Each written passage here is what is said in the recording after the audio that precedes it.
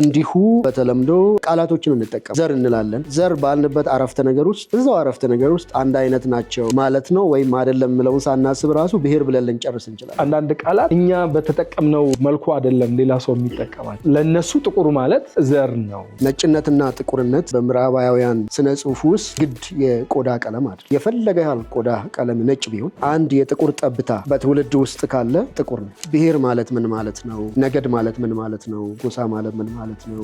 አንድ ናቸው፣ አንድ አይደሉም። እስካሁን ድረስ በመገዳደል በጣም ጀግኖች ነን። ብዙ ታሪክ አለን። አንዳችን ሌላችን በማጥፋት አንዳችን ሌላችንን አልፈን ለመሄድ በምናደርገው ትግል ውስጥ ቶሎ የሚመጣልን ነገር አንዱ ሰው ዞር ማድረግ፣ አንዱ ሰው ማጥፋት፣ አንዱ ሰው ታች ማድረግ፣ አንዱ ሰው ረግጦ ከፍ ማለት። ከእግዚአብሔር ቃል ውጪ በሆነ ጉዳይ ሳይንስ ግራ ተጋብቷል። ይሄ ነገር ግራ አጋቢ ነው። በጣም የተሻለ ስናደርግ ግራ አጋቢ ነው። ጀኒውን እንሁን ከተባልን ደግሞ ኤግዚስት አያደርግም። በቃ ሰውን በዘር የመከፋፈሉ ጉዳይ ምንም አይነት አመክኗዊ ሳይንሳዊ መሰረት የለውም።